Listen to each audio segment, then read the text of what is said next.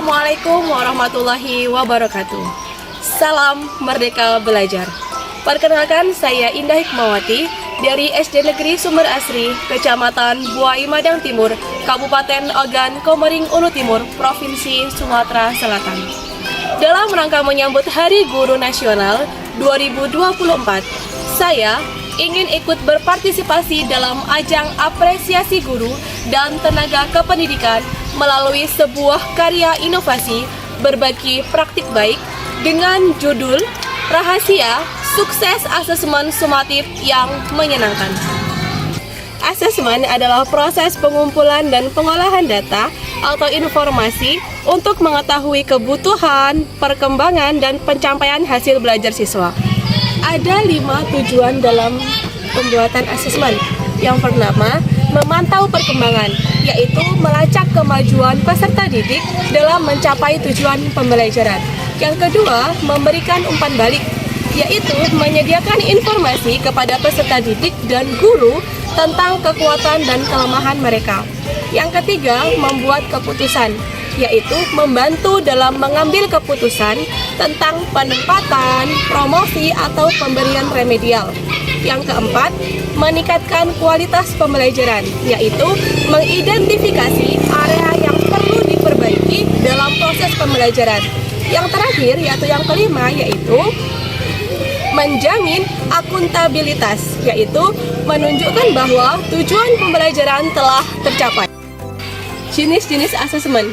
Asesmen dapat dikategorikan berdasarkan beberapa aspek, seperti yang pertama, aspek waktu. Aspek waktu dibedakan menjadi 3. Yang pertama, asesmen awal. Dilakukan sebelum pembelajaran untuk mengetahui pengetahuan awal peserta didik. Yang kedua, asesmen formatif. Dilakukan selama proses pembelajaran untuk memberikan umpan balik dan perbaikan. Dan yang terakhir yaitu asesmen sumatif. Dilakukan di akhir pembelajaran untuk mengukur pencapaian akhir peserta didik. Yang kedua, aspek bentuk. Terdiri dari pertama, tertulis seperti ujian tertulis, esai, kuis, dan tugas. Yang kedua, lisan seperti presentasi, diskusi, dan wawancara. Yang ketiga, praktik seperti proyek, demonstrasi, dan kinerja. Dan yang terakhir yaitu portofolio seperti kumpulan karya peserta didik selama periode tertentu. Yang ketiga, aspek lingkup. Terdiri dari 2. Yang pertama, asesmen individu, yaitu mengukur pencapaian individu. Yang kedua, asesmen kelompok, yaitu mengukur pencapaian kelompok. Yang keempat, aspek konteks, yaitu asesmen autentik. Menilai kemampuan peserta didik dalam menerapkan pengetahuan dan keterampilan dalam situasi nyata. Yang terakhir, aspek instrumen. Dibagi menjadi 2. Yang pertama, tes, seperti ujian tertulis, pilihan ganda, dan isian singkat.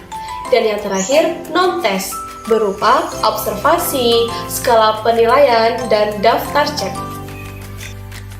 Prinsip-prinsip asesmen yang baik. Yang pertama, validitas, yaitu mengukur apa yang seharusnya diukur. Yang kedua, reliabilitas, yaitu hasil pengukuran konsisten dari waktu ke waktu dan berbagai kondisi. Yang ketiga, objektivitas, yaitu tidak dipengaruhi oleh faktor subjektif penguji. Yang keempat, praktis, yaitu mudah dilaksanakan dan dievaluasi. Dan yang terakhir, yang kelima, yaitu adil, memberikan kesempatan yang sama bagi semua peserta didik. Di sini saya akan menggunakan aplikasi Quizizz untuk melakukan asesmen sumatif pada materi tata spian. Fitur-fitur interaktifnya akan membuat siswa lebih termotivasi dalam mengerjakan soal. Dengan aplikasi Quizizz, saya dapat dengan mudah menganalisis hasil belajar siswa secara individual maupun secara kelompok. Hal ini akan membantu saya dalam menyusun rencana pembelajaran selanjutnya. Aplikasi Quizizz akan menjadi alat yang sangat efektif untuk mengukur pencapaian kompetensi siswa sesuai dengan kurikulum. Minggu ini kita udah belajar tentang materi tata surya. Nah, ada yang ditanyakan? Kalau tidak, hari ini kita akan melakukan asesmen sumatif dengan menggunakan aplikasi Quizizz. Selanjutnya, di sini Ibu akan menjelaskan tahap-tahap dalam penggunaan aplikasi Quizizz. Yang pertama, silakan klik link yang sudah disediakan. Dibuka linknya, ditulis linknya. Udah? Ketika udah diklik linknya akan muncul seperti ini, kode. Nah, silakan kalian masukkan kode yang udah disediakan di sini. Dimasukkan kodenya 877666. Udah dimasukkan kodenya? Ketika udah dimasukkan kodenya, silakan tulis nama dan memilih karakter sesuai dengan keinginan kalian masing-masing. Ingat, silakan tulis nama kalian masing-masing dan memilih karakter sesuai dengan keinginan kalian masing-masing.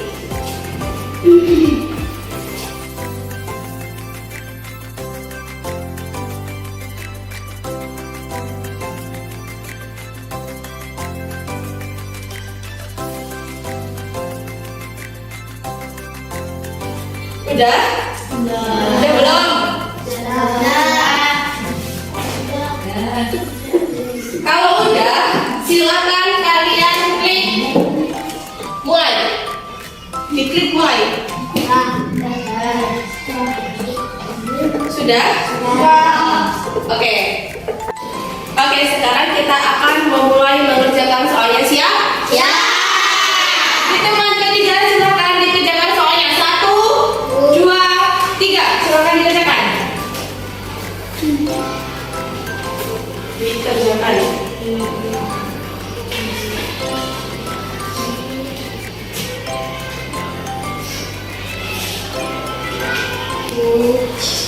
Ayo silakan dikerjakan, fokus ke Chromebook-nya masing-masing, jangan tolak-tolak.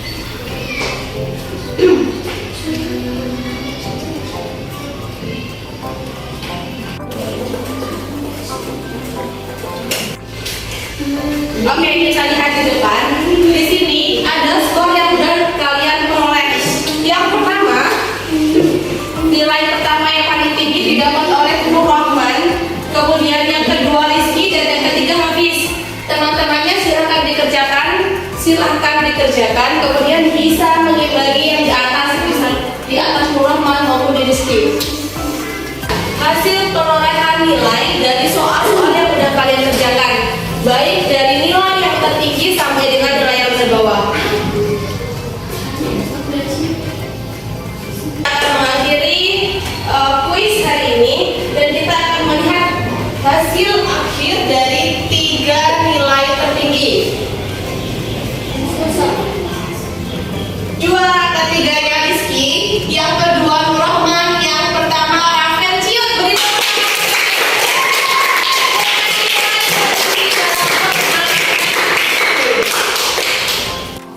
Nah, untuk siswa-siswa yang mendapatkan nilai kurang memuaskan, silahkan ditingkatkan lagi belajarnya, disemangatin lagi. Semoga minggu depan dapat mendapatkan nilai yang lebih memuaskan. Asesmen merupakan bagian integral dari proses pembelajaran. Dengan melakukan asesmen yang baik, guru dapat memberikan pembelajaran yang efektif dan memenuhi kebutuhan setiap siswa. Selain itu, asesmen juga dapat digunakan untuk meningkatkan kualitas pendidikan secara keseluruhan.